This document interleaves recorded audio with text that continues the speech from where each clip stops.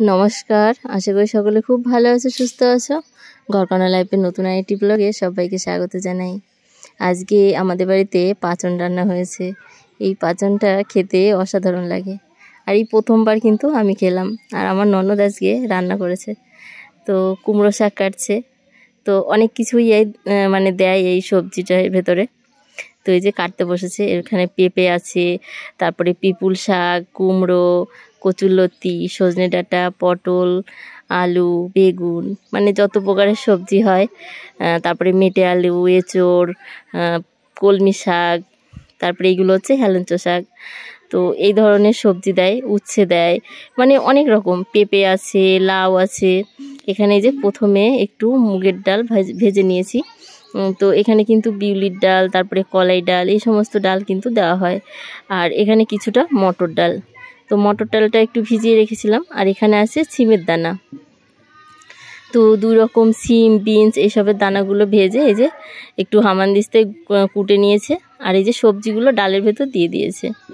তো এটা কিন্তু এইভাবেই রান্না করতে হয়।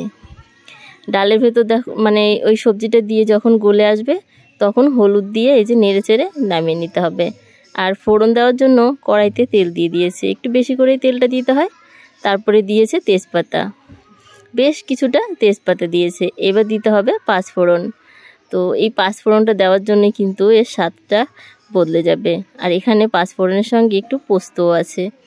তো তেলের ভেতরে এই যে পাঁচফোড়নটা যখন পুড়ে আসবে, তো একটু বেশি করেই দিতে হবে, কারণ সবজিটাও অনেক। আর দিয়ে দিল গোটা লঙ্কা। তো লঙ্কাটা দিয়ে এবার কিন্তু ফোড়নটা এই যে মানে সবজিটা দিয়ে দিতে হবে। তো এই সবজিটা না আমি প্রথমবার খেয়েছি, কিন্তু এত সুন্দর লাগে কি বলবো, মানে অসাধারণের স্বাদ। তো এটা কিন্তু চৈত্র মাস যাওয়ার দিন রান্না করা হয়। তো আমি তোমাদের সঙ্গে ব্লগ দিতে পারিনি, কারণ আমার এখানে প্রবলেম হচ্ছিল খুব। আর বাড়িতে এসে এত কাজের চাপ বেড়ে গেছে যে মোবাইলে আর ভিডিওই করতে পারছি না। তো একটু দেরি হয়ে গেছে, মানে অনেক দিন দেরি হয়ে গেছে। তো যাই হোক, এই যে দেখো রান্না বান্না হয়ে গেছে।